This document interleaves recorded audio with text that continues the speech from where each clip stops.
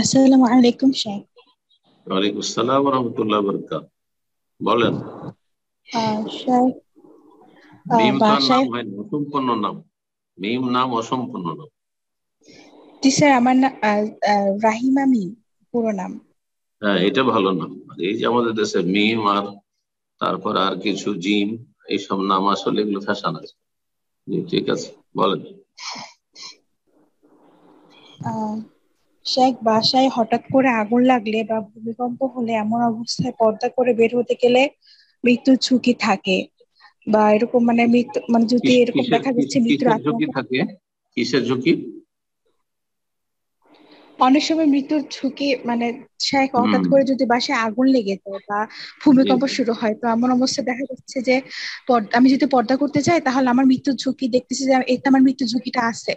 তো ওই ক্ষেত্রে হুম। আমি কি বেপর্দায় যদি বাইরে বের হই, আর তাহলে কি আমার গুনাহ হবে কিনা? আর যদি এই বেপর্দা বাইরে বের হয়েছি ঠিকই, কিন্তু এরপরও আমার দেখা যায় আমি মারা গেছি, বা ওই বেপর্দা অবস্থায় আমি মারা গেছি বাইরে বের হওয়ার পরে, তো ওই ক্ষেত্রে কি মানে আমার ক্ষেত্রে কবরের আযাব হবে কিনা, বা মানে আল্লাহর যেহেতু ওয়াস্তে। আমি বেপর্দা অবস্থায় বাইরে জি। ঘরের। দেখেন, আপনি যে ধরনের প্রশ্ন করেছেন, যদি কেউ যদি এরকম ভুক্তভোগী না হয় বা এরকম সমস্যার সম্মুখীন না হয়, তো সাপোজ ধরে নেন এরকম যদি হয়, এরকম প্রশ্ন করা ভালো নয়। নিষেধ করেছেন রাসূলুল্লাহ সাল্লাল্লাহু আলাইহি ওয়াসাল্লাম। কথা বুঝতে পেরেছেন? এই জন্য এইরকম কিছু আমার যদি এরকম হয়ে যায়, বাড়িতে আগুন লেগে যায়, তো আমি বেপরদা হয়ে বেরোতে পারবো কিনা জিজ্ঞাসা করবেন না। আল্লাহ সম্পর্কে আমার কুধারণা যে এরকম হয়ে যেতে পারে, কেন? প্রথম কথা আমি নিষেধ করবো, এই ধরনের নেগেটিভ প্রশ্ন কখনো করবেন না। সাপোজ ধরে নেন কারো ঘটেছে, তখন জিজ্ঞেস করতে পারেন। জি। আল্লাহ হেফাজত করো প্রতিটি মুসলিম নর নারী, সমস্ত অনিষ্ট থেকে আল্লাহ হেফাজত করো। বাকি প্রশ্নের উত্তর হচ্ছে যে যদি আগুন লেগে যায় কোথাও, কারো বাড়িতে, তাহলে দেখবে যে আমি তাড়াতাড়ি করে পর্দা করে বোরখাটা পরে আমি বেরিয়ে গিয়ে কি বাঁচতে পারবো, তাহলে তাড়াতাড়ি করে বোরখাটা পরে নিবে, বা যতটা পর্দা করে নিবে, ঢেলা ঢালা কাপড় দিয়ে কোন রকম শরীরটা ঢেকে নিয়ে তাড়াতাড়ি করে বেরিয়ে যাবে।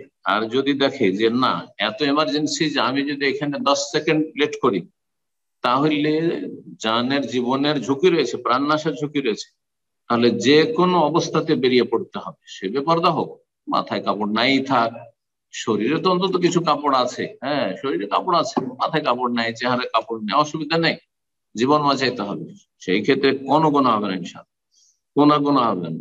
কোনো গোনা দুনিয়াতে হবে না, তো আপনি কবরের আযাবের কথা চিন্তা করছেন আর আখিরাতের কথা চিন্তা করছেন। প্রথম কথা চিন্তা করা যে আকীদায় সমস্যা, যে একটি জিনিস ঘটেনি, একটা দুর্ঘটনা ঘটেনি, আপনি সাপোজ ধরে নেন এইরকম প্রশ্ন করছেন, এইটাই কিন্তু ক্ষতিকর। এরকম প্রশ্ন করা মোটেই জায়েজ নয়। আল্লাহ রাব্বুল কোরআনে কারীমে নিষেধ করেছে, ইয়া আইয়ুহাল্লাযীনা আমানু লা তাসআলু আন আশিয়া ইন তুবদা লাকুম তাসু। হে ঈমানদারগণ, তোমরা কিছু কিছু বিষয় সম্পর্কে মোটেই জিজ্ঞাসা করো না। হ্যাঁ, কারণ তার পরিণাম খারাপ হইতে পারে। ওহী নাযিল হওয়ার যুগে বিশেষভাবে নিষেধ ছিল। আর তারপরে ভবিষ্যৎ সম্পর্কে যদি এমনটা হয়ে যায়, যদি এমন হয়ে যায়, এরকম প্রশ্ন নিষেধ করা হয়েছে। জি। আল্লাহ সঠিক বুঝদান করুন, এবং যেটার প্রয়োজন আপনার সেটা জিজ্ঞাসা করবেন, আকীদার ক্ষেত্রে, ইবাদতের ক্ষেত্রে, হালাল হারামের ক্ষেত্রে, আখলাক চরিত্রের ক্ষেত্রে। জি, বারাকাল্লাহ।